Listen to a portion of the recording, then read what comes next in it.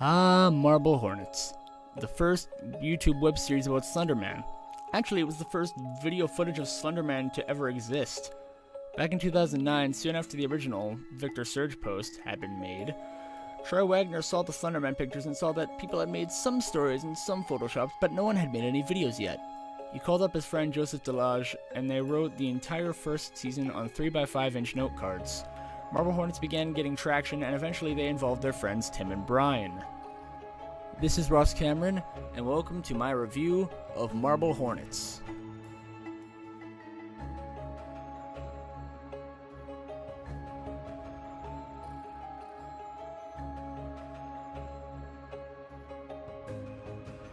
Now, I'm not going to give you the full story because that would take forever, and I don't want to spoil it in case some of you haven't seen it and just want to know if it's good to watch. So I'll give you a brief summary of the plot, but I'm not going to tell you everything. So, back in the summer of 2006, Alex Crayley was working on a college film titled Marble Hornets. His friends started, like throughout the filming of the college movie, his friends started complaining about Alex's, his sporadic and kind of panicky behavior on set, and it just wasn't going well. So eventually Alex halted the production and decided he was going to burn the tapes. His friend Jay came to him and was like, "Hey, you shouldn't just let these all go to waste. These are pretty good. You should keep these." And Alex was like, "Alright, as long as you don't mention them to me again, you can have them."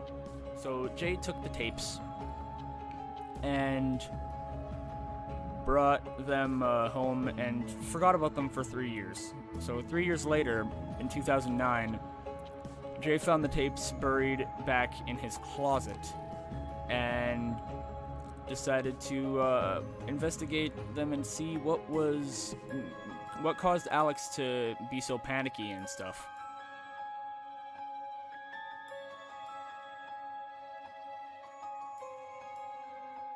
The acting in Marble Hornets it's pretty good. I think Jay's acting could be a bit better because a lot of the time he seems very just indifferent and very monotone about everything. He's kind of like ironically, he's kind of like the faceless narrator, which is funny because Slenderman has no face. Anyway, Alex's acting, it's okay. No, scratch that. Alex's acting is very good because I was about to say it's not that good because he's very emotionless, but then I just realized that's the point. Alex is kind of meant to be all emotionless and kind of broken inside because Slenderman has pretty much messed with his mind. So Alex's acting is pretty good. Tim's acting is phenomenal. I want to say entry 59, there's some really good dialogue between Jay and Tim, and my god, is it amazing. I'm not even going to say what it was because I don't want to spoil it for any of you who haven't seen it, but that entry, good lord, the acting is amazing. Same with entry 66. Those two entries, Tim's acting is on point. Brian's acting, we don't get to see too much of Brian throughout the series. But his acting is pretty good for what we do get to see of him.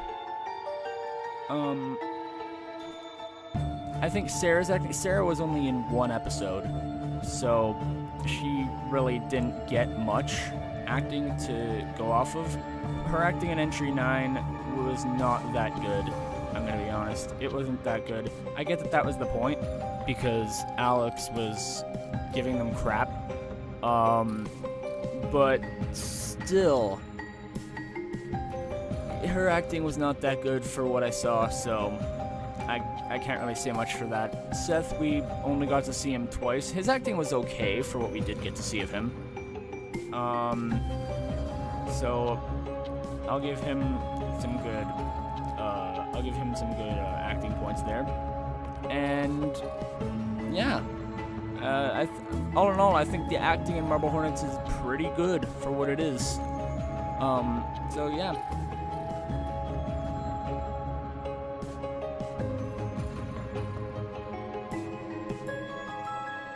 The editing in Marble Hornets was amazing. Troy, you did a great job with that. The distortion looked very realistic, very cool looking. And even the operator himself, the operator is Slenderman, by the way. The operator himself is very good. Now, I don't know if they ever said how they did it. I don't think they did. I think they said that if they did that, then that it would ruin the immersion, and it would ruin the whole scare factor. So I don't think they told people how they did that. And if they did recently, then I didn't know about it. But it was all very good. It was very 2009, 2014. It was very, you could tell it was in those days.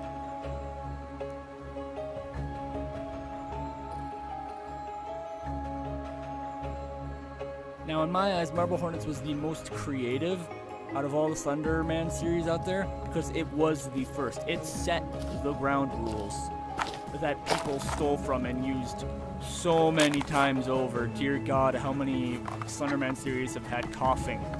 How many Slender Man series have had distortion, teleportation, time manipulation, memory loss?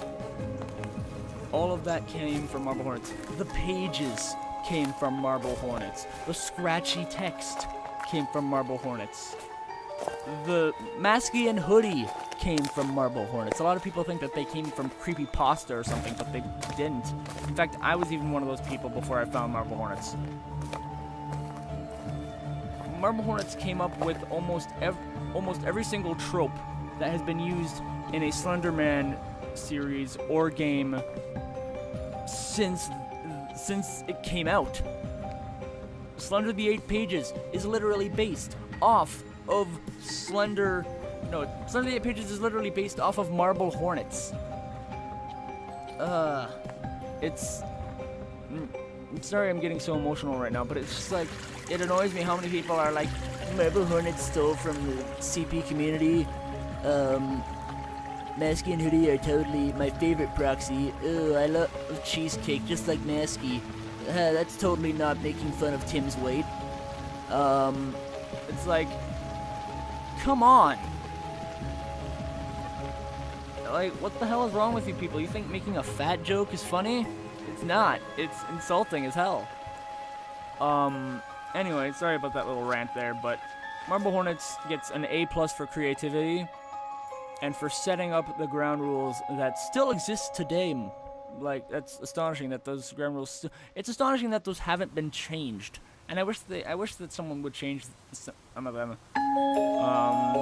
Maybe in the future, if I ever make my own Slender Man series, then maybe I can try to change up those ground rules a bit, but I don't know. Anyway, A+ for creativity.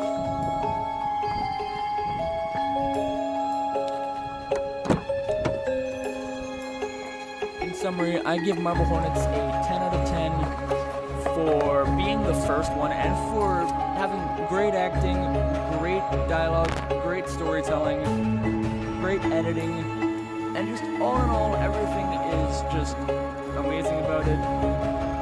So I give it a 10 out of 10. And yeah, thank you all so much for watching, and I'll see all of you guys next time. Goodbye!